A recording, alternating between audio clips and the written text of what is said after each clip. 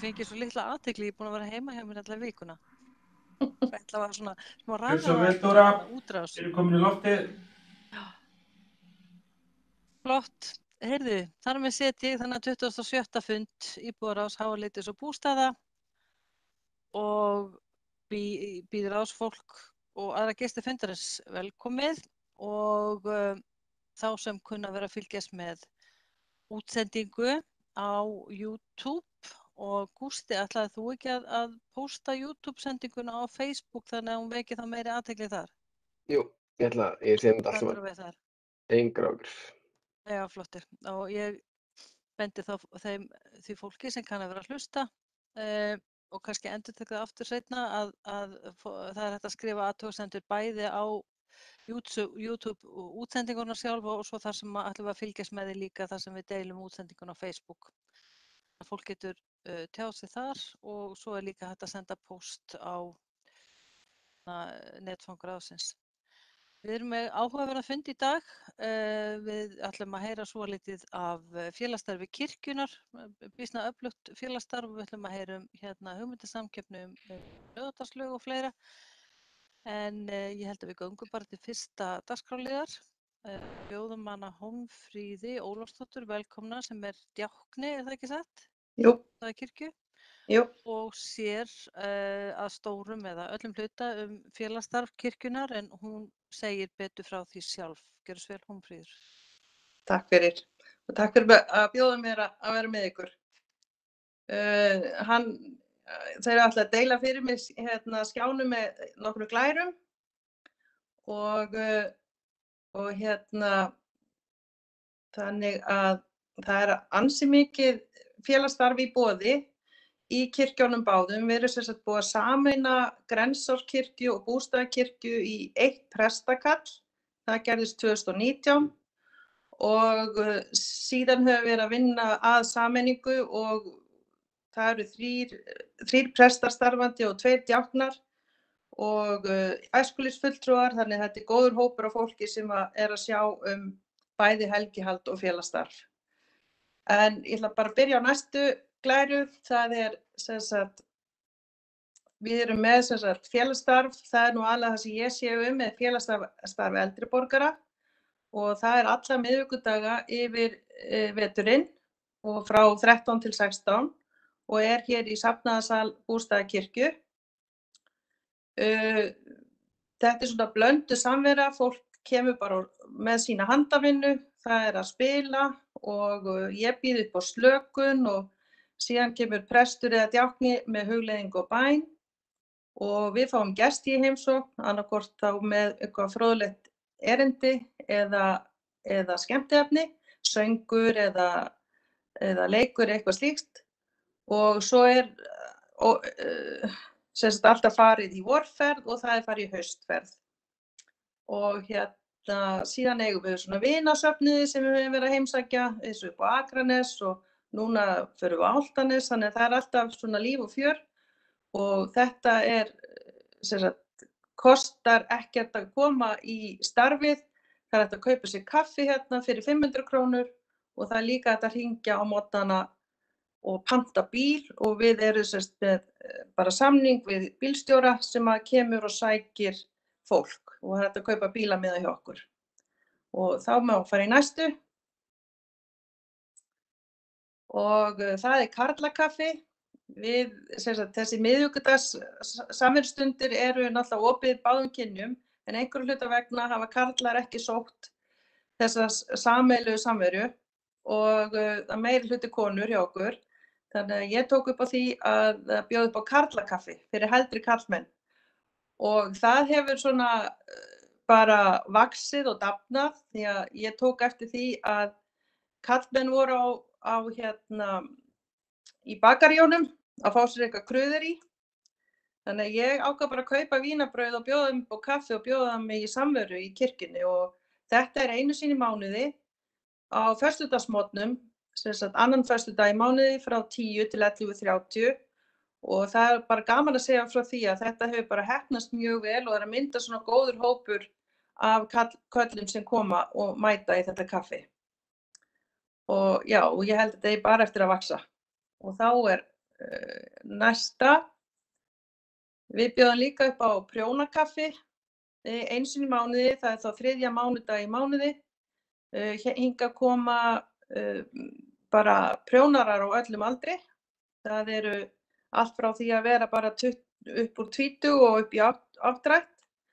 Og hérna, þetta er á báðum kynjum með mest konur.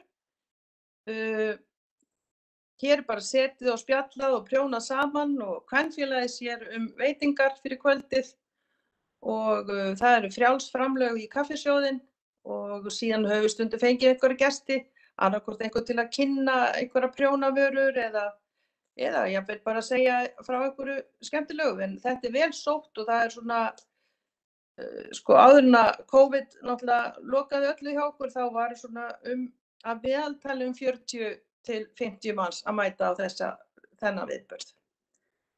Og þá má fá bara í næstu. Þar er prjónahópur líka, það er á fimmtudagsmorgnum í Grensáskirkju frá klukkan 10 til 12 og það er bara opið hús fyrir þá sem hafa áhuga á því að prjóna og Þura tekur vel á móti öllum sem að koma þangað og býður upp á kaffi og eitthvað krauður í með og þetta er svona bara samvera sem við bara verið að spjalla yfir prjónunum og hérna, já, bara þetta er svona minni hópur en samt alltaf einhverjir sem mæta. Nú svo í Grensáskirkju erum við með kyrrðastundir á þriðjudögum. Það sem sagt stund byrjar klukkan 12 og er í 20 mínútur og þar spilar organistinn inn tónlist og síðan prestatinn einhver texta og það er íhugun og bæn og svona bara kyrrðarsamvera. Þetta er óskaplega góð leið til þess að vinda ofan af sér og bara geta skroppið þarna í hádeginu í 20 mínútur og fyrir COVID þá var nú alltaf boðið upp á súpu á eftir og það kannski kemur aftur þegar við fáum að vera nokkuð normal en þetta er bara afskaplega góðar stundir og ég mæli eindregið með að skreppa í þetta á þriðjudögum í hádeginu. Og svo á fimmtudögum þá er boðið upp á núvitundarstund og það er sem sagt hún séra María sér hana og þetta er byggt á 12 spora starfinu sem þið kannski heyrt en það er líka þetta er sem sagt kristin íhugun og þetta er í raun bara slökun eins og jóga eða hugleiðsla. Þannig að þetta er líka bara mjög gott og að gera að kynna sér þetta nánar. Þá skulum við bara fara í næstu og það við erum með mjög öflugt barna- og æskulýðsstarf, æskulýðsfélagið Póni. Þau fundu nafnið á æskulýðsfélagið sjálf og það er mikið fjör og mikil stemming hjá þeim og þetta fyrir unglinga í 8. til 10. bekk og samveran fer fram í safnaðarheimili Grensáskirkju á fimmtudögum frá klukkan 8 á kvöldin til 9:30 og þetta geta þau komið saman og það eru leikir og sprell og gaman og þau taka síðan þátt í æskulýðsmótum ASKR og ASKþ og þetta ég mæli með þessu fyrir krakka. Þau hafa tengt þetta við fermingarfræðsluna að mæta á æskulýðsfund því að eins og við vitum þá eru oft kirkjan ekkert svona spennandi í hugum unglinga og þau hafa fengið messumætingu fyrir að mæta í æskulýðsfélagið og það hefur aldeilis sýnt þeim það að þetta er mjög skemmtilegt og þau hafa haldið áfram að mæta þannig að það var virkilega góð viðbót. Nú þau sem sjáum æskulýðsstarfi hún Sóley Adda sem þið sjáu þarna á efri myndinni, hún mjög hress og skemmtileg og sér líka barnamessurnar hjá okkur og hann Daniel Ágúst sem líka djákni, hann búinn að sjá barnamessurnar hjá okkur í mörg ár og svo komin, hafaði fengið viðbót hann Ásmund, hann Mána, hann alltaf kallað Máni og það mikið stemming hjá þeim þarna í þessum hópi og hefur bara verið vel mætt. Og þetta líka kostar ekkert að mæta í þetta félagsstarf. Og þá förum við í næstu og það er sérst barnastarfi fyrir yngri hópinn, en það eru þau sömu sem að sjá það starf.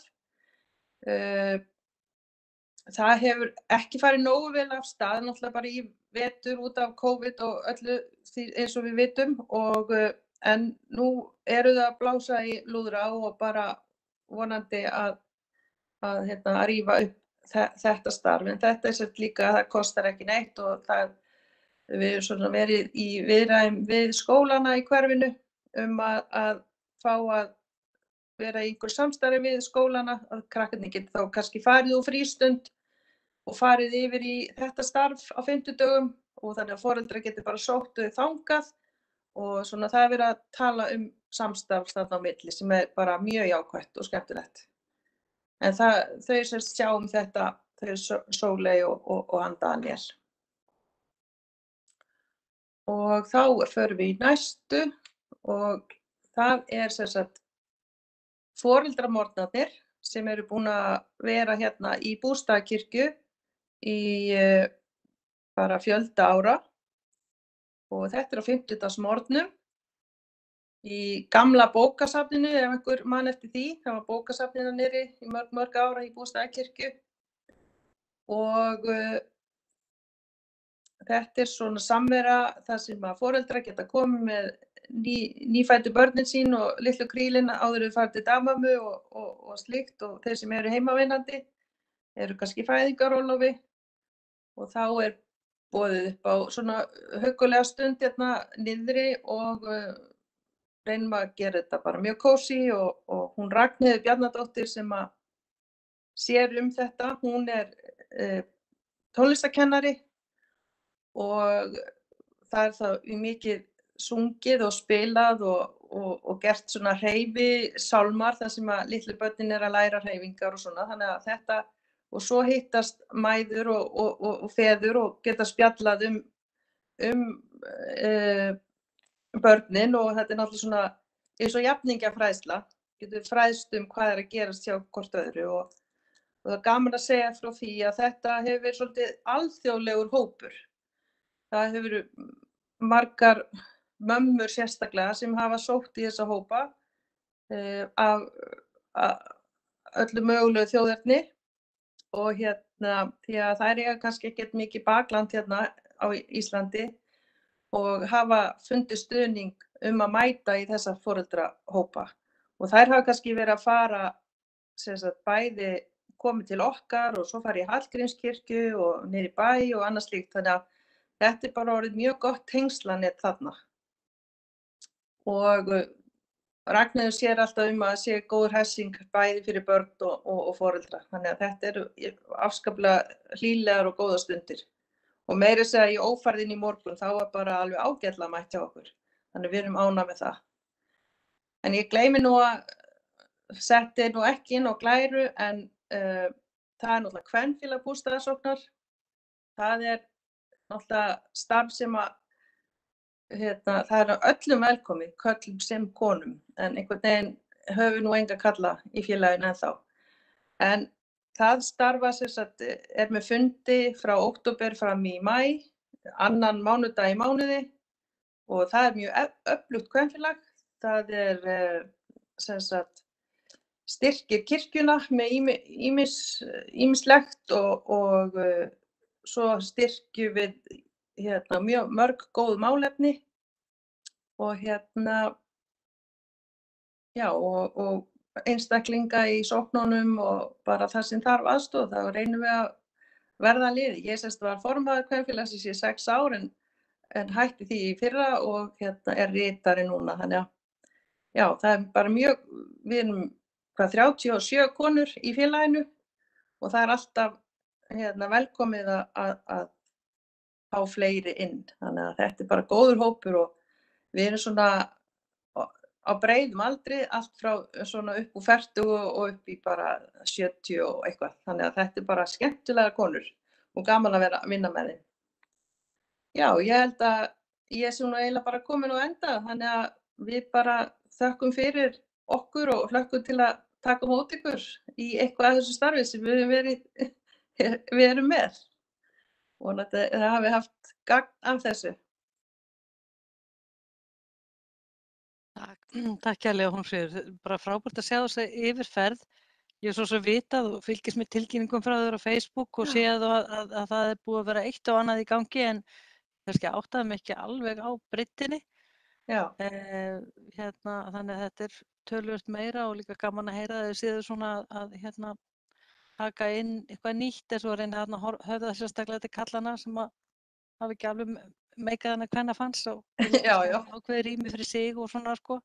Og þetta er kannski einmitt eins og þú nefnir eðli kirkjunnar kannski að ná til fólk sem að sem er einmitt ekki, þú veist, eins og til barna sem að leita þá í félagsstarf til fólk sem er hætt að vinna og þar fram til götunum, og bara frábært líka þessi að ná þarna til fólk sem er og kvenna, mæðra af erlendum uppruna.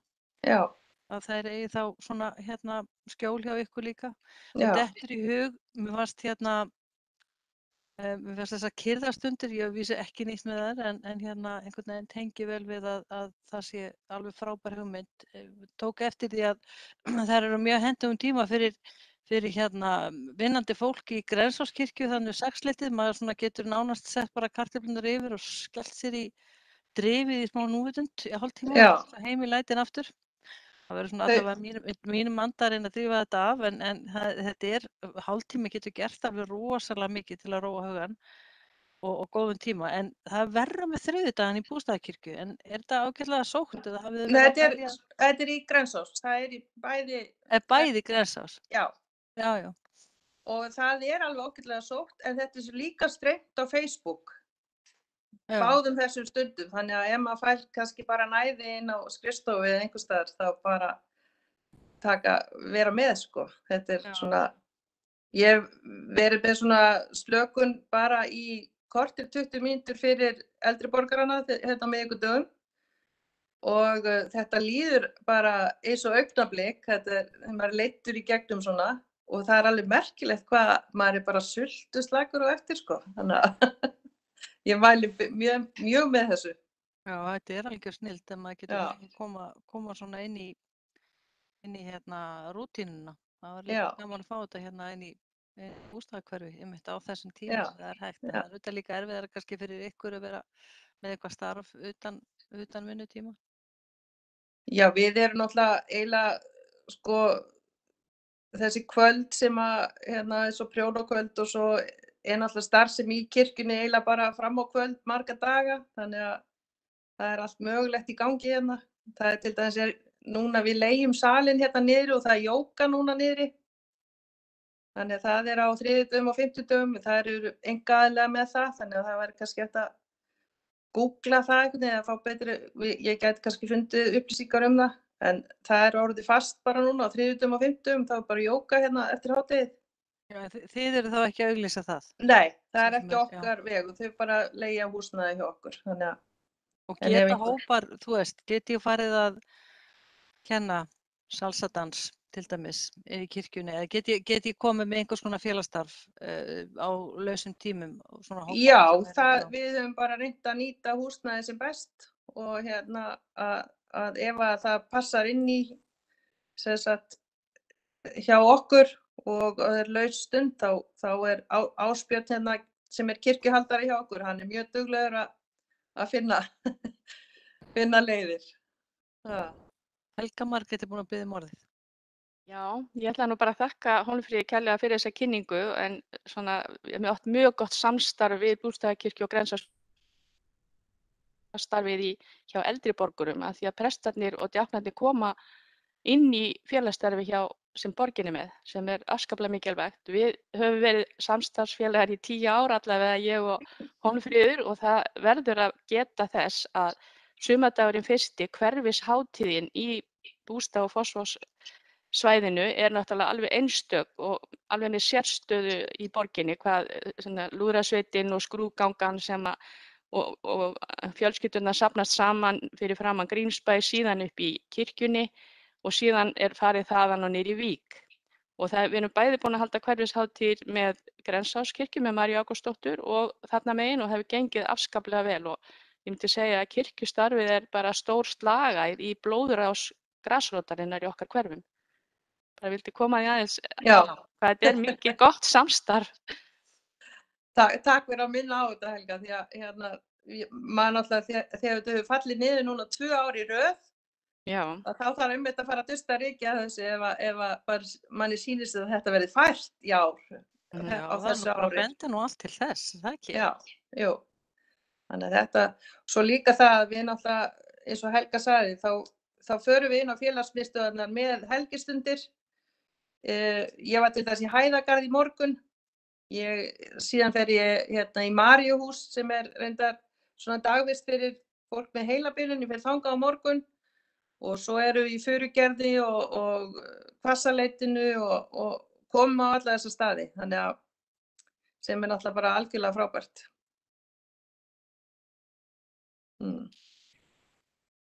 Svo líka, það hefur verið A-hópar líka í þetta var Bústaðakirkju bara mjög lengi, það ekki? Jú, það eru A-hópar á föstudagskvöldum klukkan 8. Og á laugardagsmorgnum held ég klukkan 10 til 12. Og þessir hópar eru búin að vera bara í mörg ár. Áratugi held ég. Já. Þannig það ýmislegt í boði. Það bara allt mögulegt.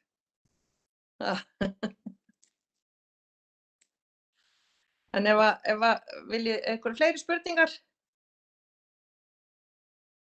Þetta svo sem alveg skýrt og flott bara mjög gott að fá þess að yfirsýn og minna á þetta starf og bara gangi vel með þetta og halda áfram að þróa nýja leiðir til að ná til fólks. Já, ég held nú að COVID hafi nú sett okkur, COVID hjálpa okkur að setja okkur nú almennilega á netið, sko. Það var nú eiginlega til þess. Þannig að nú miklu meira strengt og við setjum efni á netið og svona, þannig að þetta maður hefur nú lært mikið af þessu COVID, sko. Þannig að þið eru ekki einu það, sko, en mjög gott að nýta þetta, en það samt sem áður, þú veist, mér finnst það bara eins og að við vorum að tala um þessar núvitundastundir að einhvern veginn munurinn að sko skiptum umhverfi og fara inn í kirkju, þannig bara automatist þá róast maður svolítið við að fara í kirkju alveg óháð, held ég trúni, ég held þetta eigi bara við einhvern veginn flesta svona helgistaði. Þú veist, hvort það eru moskur eða kirkjur eða eitthvað, það bara einhver ró sem einhver ró yfir sig. Sko, þannig að hvaðlega, heyrðu mig, hvað segið þið? Ekki fleiri spurningar? Þá þakka ég bara Hólmfríði kærlega fyrir, bara takk kærlega vel og við bara verðum í sambandi fyrir sumardaginn 1. og þá gerum við eitthvað skemmtilegt. Gerum það. Takk kærlega. Bless, takk. Bless.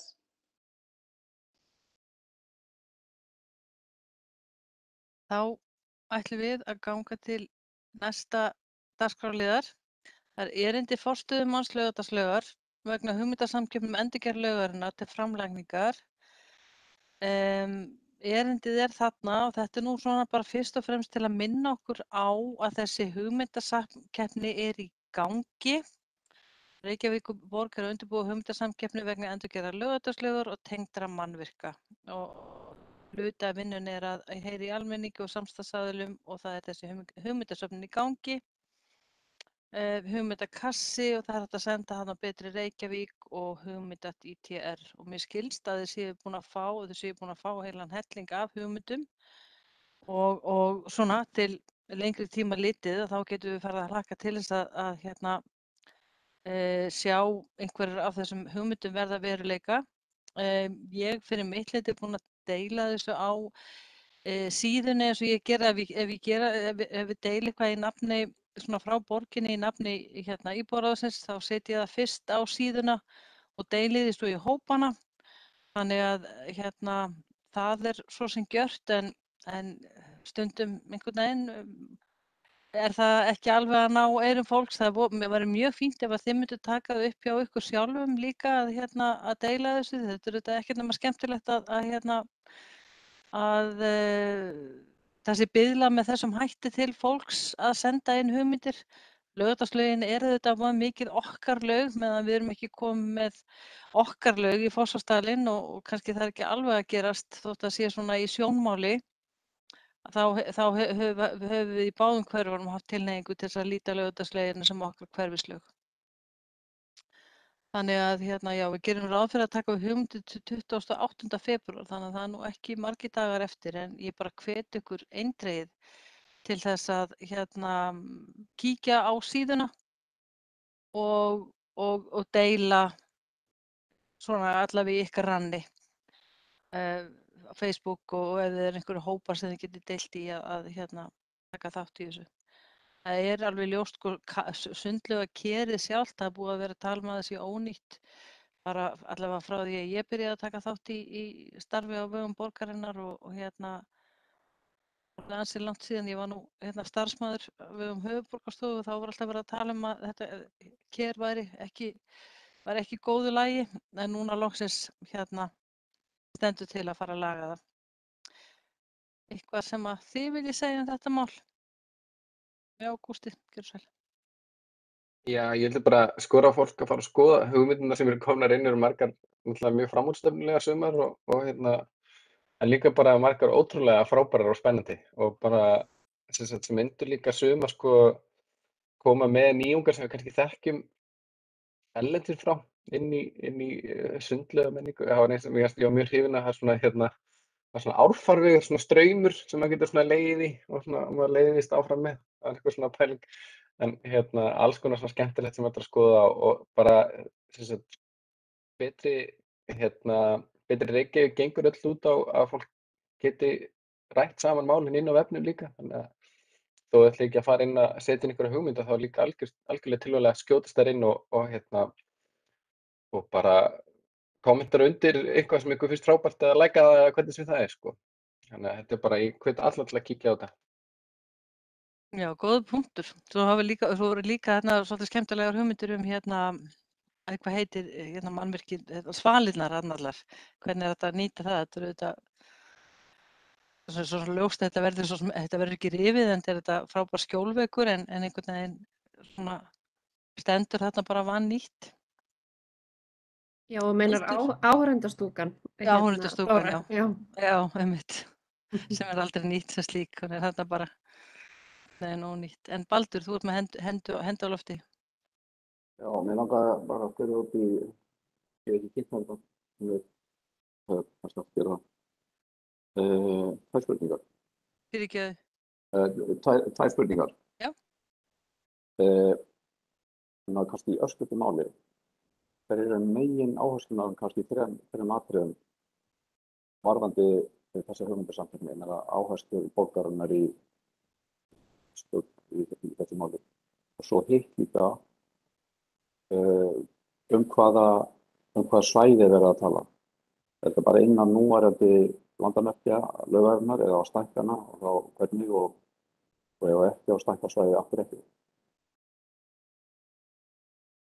Já, heyrðu, nú er ég svo sem ekki talsmaður verkefnisins en eins og ég skil þetta þá er þetta eins og Gústi nefndi áðan, þá er þetta svona í aðferðafræði Betri Reykjavík, þar sem kallað er eftir þar sem er verið að svona fara þessi leið í íbúalýðræði að fá hugmyndir frá fólki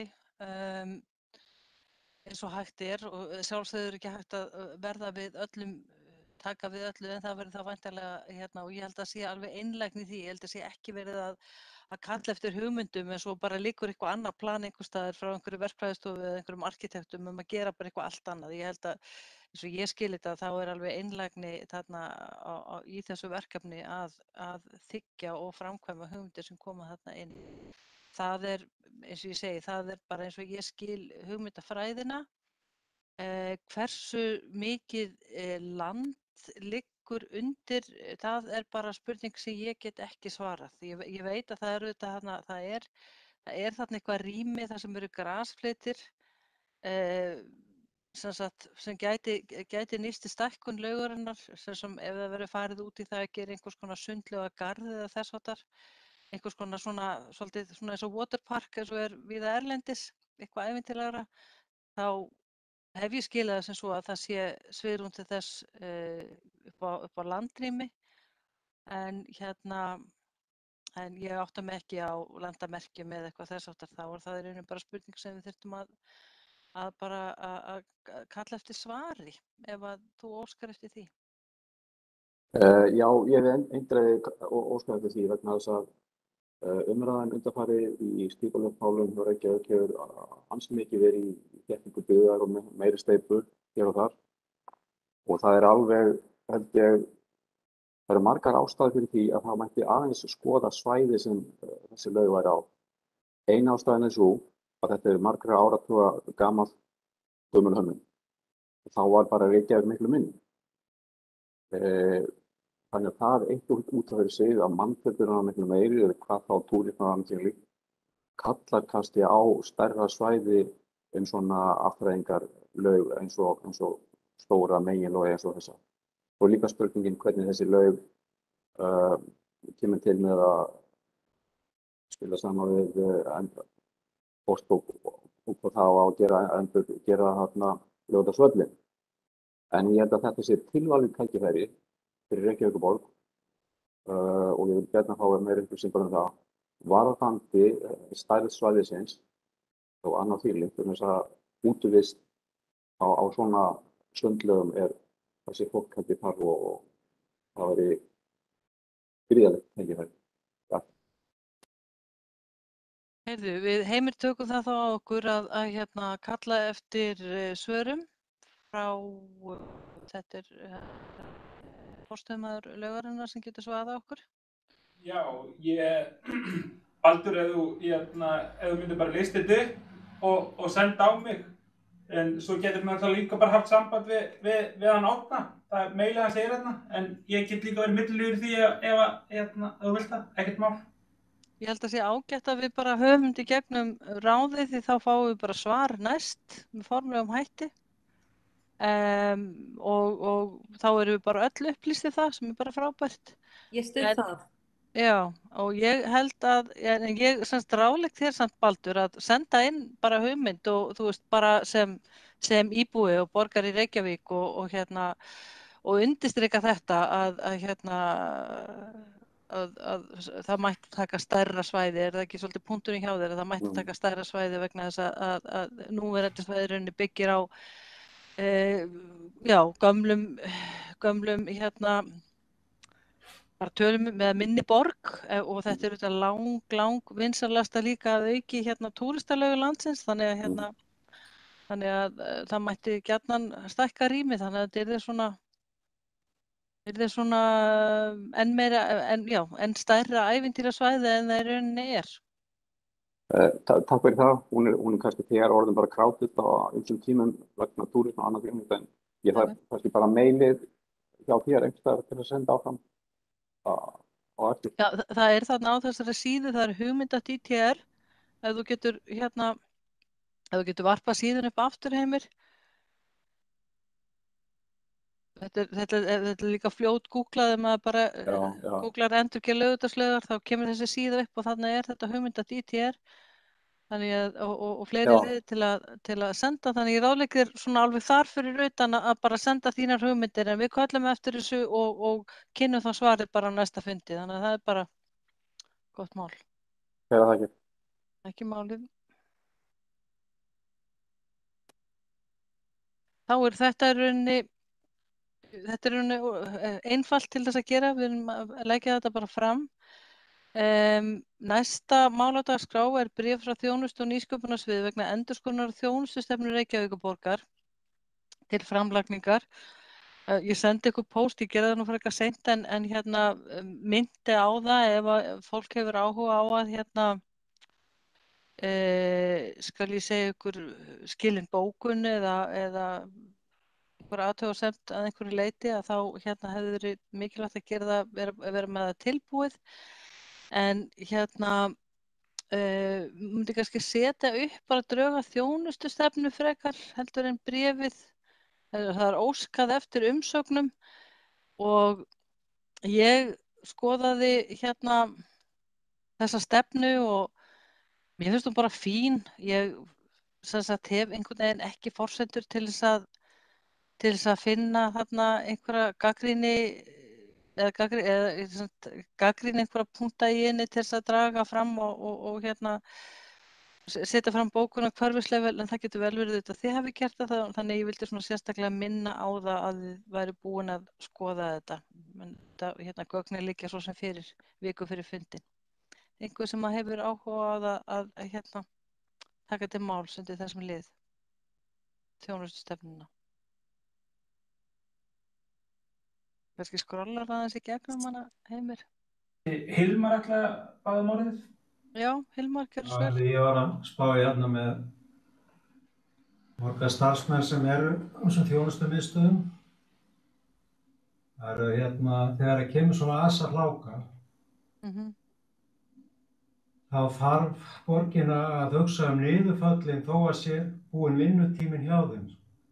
Ég lenti í að það var bara kom stór flóð og þetta flæddi inn í hús. Það er alveg hægt að bjarga því máli ef þeir hefðu nú fengið aðeins meiri vinnutíma, kallarnir. Og ekki að þessi niðurföll sem eru virkilega mikilvæg. Þannig að ég er svona bend á þetta núna síðasta flóðið sem kom síðustu viku er aftur á morgun sko líka verið að passa upp á svona hluti. Það kom bara 15 cm flóð inn í hús. Já, virkilega. Það er hægt að bjarga með svona vöktum. Virkilega.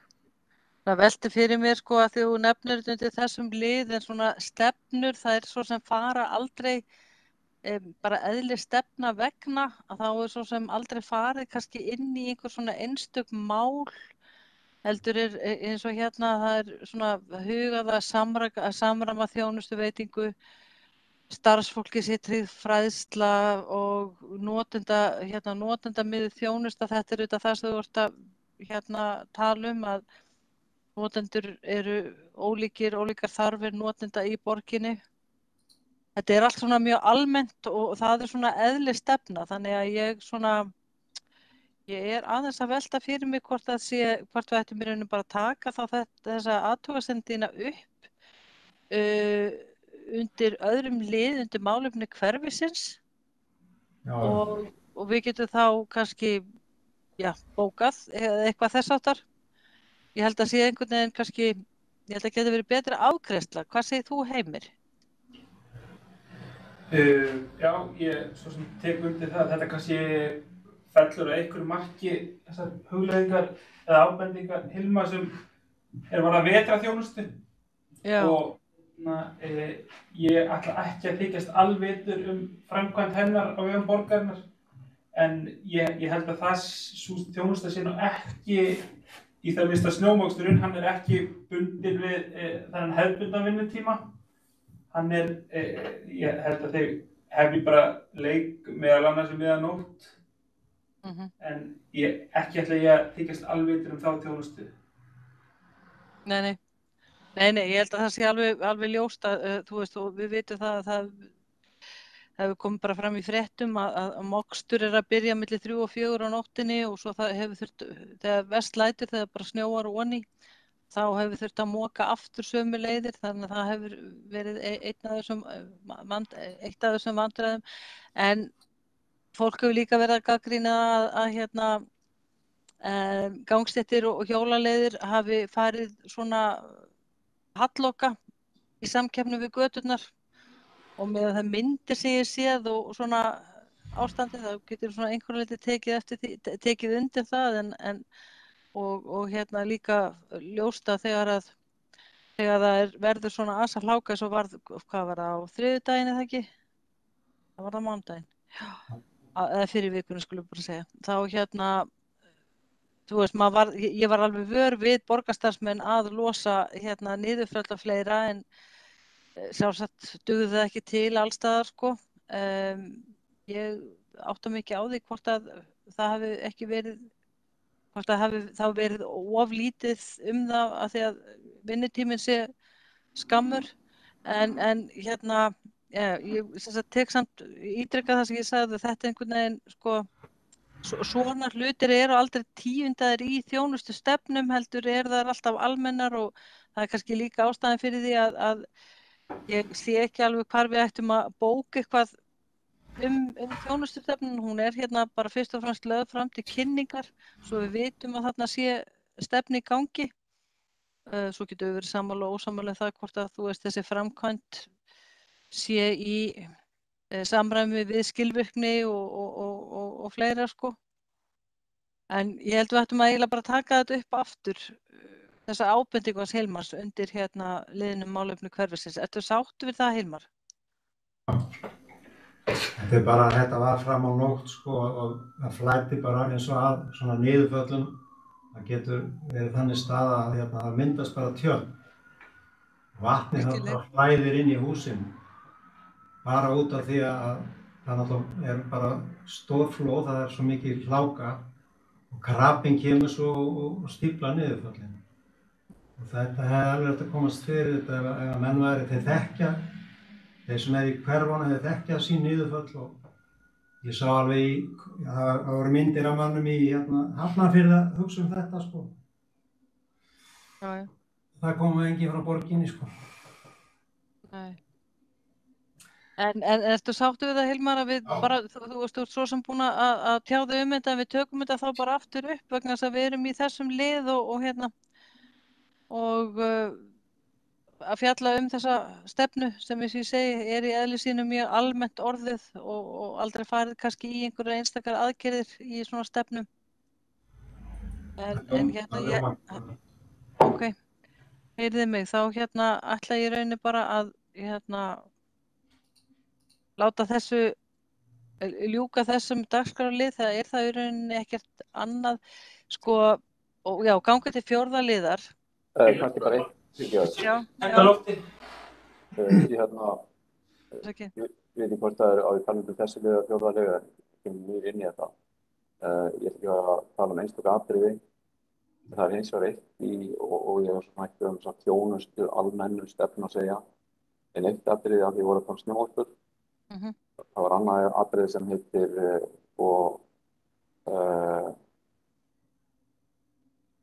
sópum gatna og ryk og allt það sem gerst á hverju vori. Og ég bý og vinn hérna á Grensásveginn. Það alveg skelfilegt ryk og maður búin að kvarta því að svo virðist sem það sé bara stefna borgarinnar að það fari ekki að sópa göturnar eða hreinsa göturnar fyrir í apríl. Það stegi sko. Og það sé bara sagt og maður fari bara klassík svör tilbaka. Og þeir geta að sópa borgina sko þessar götur hérna allt í kring miklu betur og miklu fyrr eins og gestir bæði af Akureyri og annars staðar. Þannig að það er þjónustu, ég veit hvort að þetta á heima undir þessum leið. Það allan ein þjónusta sem ég finnst bara vilja fyrir neðan allar þetta. Það meikar engan sens í fjármál. Og þar á utan hefur komið fram að hérna á Íslandi, samkvæmt erlendum rannsóknum, eru 60 dauðsföll á rykmengunar og á hverju ári. Það er mun hærra heldur en COVID. Ég er ekki að segja að það sé út af þessu, en það er margvísleg önnur tengs og ég sjálfur uppkvæmur í lungum og hef farið í læknismeðferð út af því. Þannig að ég þekki þetta mál. Og rykmengunin hérna á götunum sem safnast út í kviltarnar á götunum, það er uppspretta endalaus bara ryk sem allt í. Þannig að við veitum hvort átum við þessu leið, einhverjum öðru leið, en þetta er allavega punktur í þjónustunni. Já, heyrðu, ég legg til að við, þú ert búin að þá tjáðum þetta og bara alveg skýrt, en við tökum þetta bara bæði saman undir liðnum málefni hverfisins. Ég held að einhvern veginn bara passi betur. Já. Samanlega. Guðrún? Mér langaði nú bara að koma með svona jákvæðan punkt varðandi mjög svo skemmtilegt viðmóti varðandi sorphirðu dagatali nýja á netinu. þar sem þú getur slegið bara inn heimilisfangi hjá þér og þá kemur upp nákvæmlega hvenær tunnan er tæmd. Og mér dettur í hug hvort eitthvað svona svipað viðmót væri skemmtilegt og þægilegt fyrir okkur íbúana varðandi götusópun og hreinsun göngu og hjólastíga. Þetta er svo ótrúlega vel lukkað að maður sér að koma líka skilaboð efst ef það eru tafir og athugasemdir vegna hver orsökin er, vegna veikinda eða illra færiðar eða hvað það er og þú getur séð bara hvenær gráa tunnan er tæmd og bláa tunnan er tæmd og þetta er svo ótrúlega þægilegt. Þá er maður ekkert að bera fyrir sig efa hvort það hafi verið tæmt hjá sér tunnan, maður sér bara svart og hvítu hvenær þú maður eiga von á að tunnan verið tæmd. Mér finnst þetta alveg frábært. Frábær nýjung og svona dæmi bara jákvætt svona þjónustuviðmót fyrir okkur íbúa í Reykjavík. Endilega skoðið þetta. Og þetta er á íslensku, pólsku og ensku eins og þetta er uppvarpað. Ég er allavega mjög hrifin af þessu viðmóti. Það er jákvæð þróun. Ég fyrirgefið hvað ég ferköntuð, en ég velti fyrir mér hvort við ættum ekki að taka bara þetta allt saman. Við getum það svona bara velt fyrir okkur smá bókun þá fyrir málefni hverfisins, þar sem við tökum bara þessar athugasemdir saman og bara fínn punktur með sorphirðudagatalið og já, bara svona ákveðna hvatningu. Ég ætla að fara aðeins yfir í 4. lið sem að ég bað heimum að setja þarna inn en ég hugsi ég bara biðja leyfi fundarins til að fresta honum að öllum leikindum bara mánuð. Málið var og forsagan er sú að það hafði samband við mig maður sem heitir Birkir á Facebook síðu íbúðaráðsins og sagði mér að það væri ákveðin götubútur á Háleitisbrautinni sem einhvern veginn nyti, hann var ekki að biðja forgang en hann sagði að þessi tiltekni bútur, hann var ekki þjónustaður með sama hætti og götur í kring. Þannig að hann upplifði þarna ákveðna ósengirni í sínu nærumhverfi og ég hlustaði á hann og talaði við hann en sagði honum að kannski svolítið ferköntuð að til þess að við tækjum málið á dagskrá og þá vildi ég síður vera að taka svona spjall af Facebook, bað hann að senda mér tölvupóst, senda honum netfangið og sagði honum hvað ætti að koma þar fram og sagði hann geti þess vegna bara kópíera það sem hann hefði verið að skrifa og þar með tökum við það á dagskrá. Mér finnst það bara einhvern veginn ekki við hæfi að taka svona spjall. Óformlegt spjall er ágætt því það getur þá leitt til ákveðna umræðina og málin fari ákveðin farveg og ég sendi honum bara með mjög skýrum hætti hvernig hann ætti að gera það, að senda mig póst og hvað hann ætti að skrifa og þar með er ég búin að koma og hann brást ekki við þannig að ég ætla bara að fá að bíða með þennan dagskrálið út af þessu. Eins og ég segi, kannski svolítið ferkantað minni hálfu en mér finnst bara einhvern veginn ekki hægt að taka mál á dagskrá sem er í rauninni bara svona Facebook-spjall sem er í rauninni bara sambarlegt við að ég hefði hitt einhvern út á götu og svo bara, eða út í búð og svo bara er það alveg dagskrárliður. Þannig að ég legg til að þessum dagskrálið verði þá bara frestað í bili því ég bara hreinlega veit ekki nógu mikið hann, ég hef ekki fengið skýra mynd af þessu máli. 5. liður, það er bréf umhverfis- og skipulagssviðs. Já, það er býtum við. Já, vegna breytingar á deiliskipulagi vegna lóðarinnar númer 2 við Starmýri. Heimir, ertu til í að setja upp fara inn á linkinn og fara inn á myndina, skilurðu? Sem var þarna PDF-skjal þegar þú ferð inn á linkinn. Þetta er auglýsingum vegna tillögu og breytingu á deiliskipulagi vegna lóðarinnar númer 2 við Starmýri sem birtist í Fréttablaðinu. Þetta er minniháttar breyting Í Starmýri og felst í því, það bætt við byggingareit fyrir 4. hæð sem nemur helmingi þakflatar á suðurhluta byggingareits. Og 2 íbúðum og 4. hæð fylgja byggðir bílskúrar í kjallara og þið sjáið þarna að þetta er byggingamagn þarna sem eykst óverulega þarna ofan á 4. hæð. Þannig að og svona mál eins og fyrir þig Baldur sem nýra fundinum, þetta svolítið dæmigerð erindi sem við fáum frá umhverfis- og skipulagsráði þegar það eru breytingar á deiluskipulagi, þeim ber að kynna okkur þetta og það bara fínt að sjá þetta en oft þetta svona breytingar sem að eru óverulegar þótt þetta sé þetta akkurat á þessu húsi tölum við breytingar þá þetta ekki kannski breyting sem mikil eða skiptir miklu máli fyrir hverfið sem slíkt eða það mín skoðun. Þið eru auðvitað búin að fá gögnin í góðum tíma og svona hefðið og væntanlega búin að kynna ykkur þetta einhverju leyti þannig að hafið þið athugasemdir?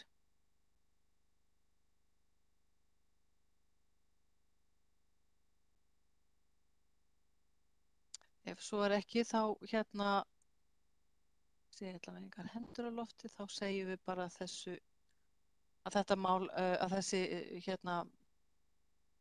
breyting á deiliskipulagi er sem sagt hún hefur verið lögð fram og kynnt á fundinum. Þá erum við komin að sjötta leið sem málefni hverfisins sem að ég óskaði þá eftir að sem snýrði þetta þjónustu og það er spurning hvort að við bara setjum bókun þessi mál. Hilmar, myndir þú vilja þá leggja fram bókun í sambandi við niðurföllin? Þessi passaði búið niðurföll, hvaða lætir þetta hjá einhverjum? Það að koma þyrla að sækja úr. Það meira sem þess að vera að draga til stóla þarna eða eitthvað svoleiðis. Ég vona að Rússarnir séu ekki að koma til þín. Nei, nákvæmlega. Það fyrir vel okkur við varum góðir saman næstu vikurnar. Já. En hvað segir Hilmar? Eigum að hendi í eina bókun eða kannski Hilmar og Baldur eigum við að hafa eina bókun sem svona kannski svolítið almenn sem snýr að þjónustu sem snýr þá annars vegar að losun niðurfalla og hins vegar að hreinsun gatna eða vilja hafa þetta sem sitt hvora bókunina? Hvað segir þið? Þetta má alveg vera sama mín vegna sko. Það þetta skýrt og vestur fái að senda kallan álega að maður hafa svolítið meiri nætuvinn og vakta þessi niðurföll það frá minni hendi sér. Það ekki hennar. Það getur verið sama bókun en sitt hvort setningina. Já, bara sitt hvort málsgreinin.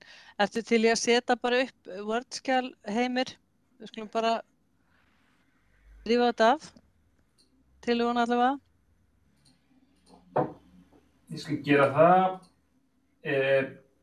Ef ég mætti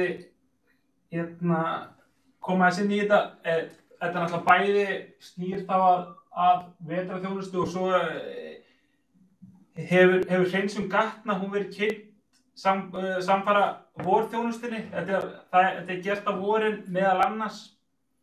Þannig að ég myndi ráðleggja ykkur út af því að við erum helst ekki að bóka undir liðnum málefni hverfisins. Þannig að þá kýs ég að líta svo á að þið séu óskættir umræðu vor- og vetrarþjónustu og þar með gæti þið þá bóka undir þeim lið, bara svo leiðilegu formsatriðin séu á hreinu. Ertu að tala þá að myndum bóka vor hreinsun gatna, þú veist, á næsta fundi eða eitthvað þess að? Nei, það er alveg heimilt til að óska eftir því að fundi ef allir eru samþykkir að setja nýtt mál á dagskrá, þá er þetta bara umræðum vor- og vetrarþjónustu Reykjavíkurborgar. En af hverju má það ekki bara vera undir málefni hverfisins? Við höfum bara til skýrleika, þá höfum við reynt að setja þetta bara svona upp. Þannig að það sé ljóst hvað er verið að ræða. Já, ok. Eigum við þá ekki bara þá bið ég bara leyfi fundarins að gera þetta svona eins og Heimir leggur til að við setjum bara nýtt mál á dagskrá en það datt í rauninni svolítið botninn úr fjórða lið sem það bara vetrar- og vorþjónusta, það ekki? Einmitt. Og ég geri það ráð fyrir því að við séum alls samþykkt því að það mál sé tekið á dagskrá sérstaklega og og þá það bara málið að orða bókunina. Mér finnst allt í lagi að nefna einhvern veginn að þetta hafi komið vegna umræðina þjónustustefnu ekki tilefni af heldur af vegna umræðu þjónustustefnu Reykjavíkurborgar eða hvað finnst ykkur það? Í tengslum við? Í tengslum við. Eða það kannski óþarf, þessu við umræðum þjónustustefnu Reykjavíkurborgar. Já. Vill íbúðaráð háleitis og bústaða leggja áherslu á 2 þætti þjónustu borgarinnar. Þá segjum við bara annars vegar og hins vegar, eða ekki? Annars vegar að huga verði betur að niðurföllum í Hláku að vetri.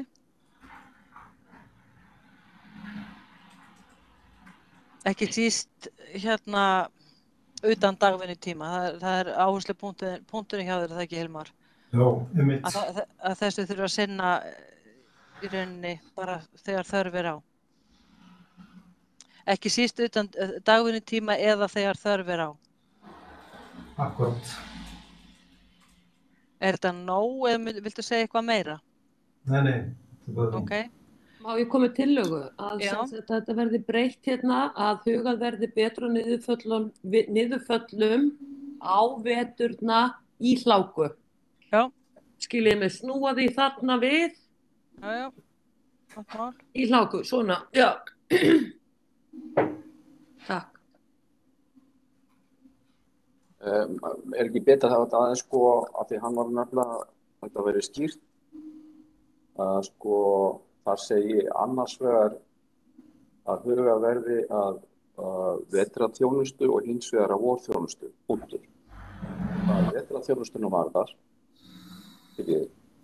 Það sem ég ætlaði að segja bara svo það er klári eins og mína hugmynd, þá bara, annars vegar þá verið tekið málið hans Hilmars sem hann nefndi, annars vegar að huga verið betur niðurföllum ekki síst þegar það stendur þarna og hins vegar að huga verði betur að sópun gatna hverfinu og af því að Hilmar var að segja þetta eru 2 flokkar, þetta er annars vetrar og hins vegar vorþjónusta. Ég finnst að strax í upphafi ætti það að koma fram, annars vegar varðar þetta vetrarþjónustu og hins vegar vorþjónustu, punktur. Að vetrarþjónustunum varðar bent á að, og þá kemur þessi setning, er það ekki rétt Hilmar? Þetta sitt hvað? Það bara ykkar mat á hvort þið skýrir það, en ég held að þetta skiljist alveg með sikkurum, en ykkar í bókunin. Þetta er ekki mínar athugasemdir, þannig að mér svo sem, mér er alveg sama, þannig ég held að sé í rauninni bara Hilmars og þín að ákveða hvernig þetta er orðað, bara að þetta sé þá skýrt og skornort, þannig að Hilmar má bara ráða því hvað þetta 2 flokkar varðar, en hins vegar hvað varðar hreinsun og sópun gatna, hugaverði, það er ekki það er eiginlega sterkara orðalega heldur en að huga af, Já, svo líka má alveg segja, að staðið verði við vor- og sumarþrif með sópun og þvott á götum, skiljið. Það sko. Varðandi það sem ég er að nefna. Endilega, segið það heimi hvernig þið viljið að þetta verði skrifað, það er bara ekkert mál. Það er spurning líka ef að þið kjósið, þá getur Baldur svo sem hripa niður sína setningar þetta og við getum bætt við í lok fundar ef þið viljið það frekar. Já, er það ekki bara góð hugmynd? Ok, við gerum það. Þú kannski sendur honum bara þetta sem er komið og hann prjóna það við þetta. Já. Og sendir svo aftur heimi og hérna við skoðum þetta bara í fundargerð. Segja það. Ok. Þá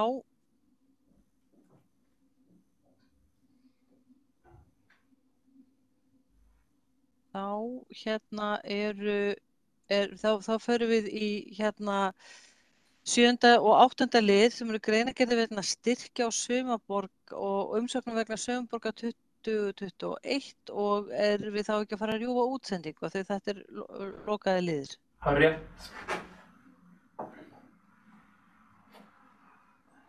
Þá slekk ég bara á streyminu þegar ég fæ merki frá þér, Dóra. Já, þá bara setjum ég merki hér hérna og þá erum við hætt í útsendingu. Ég þakka þeim sem að hlýddu á opnu liðana. Við. Þessum eina sem horfði allan tíman. Það fór ekki fyrir 1 view. Ok. Þetta lifir áfram. Já,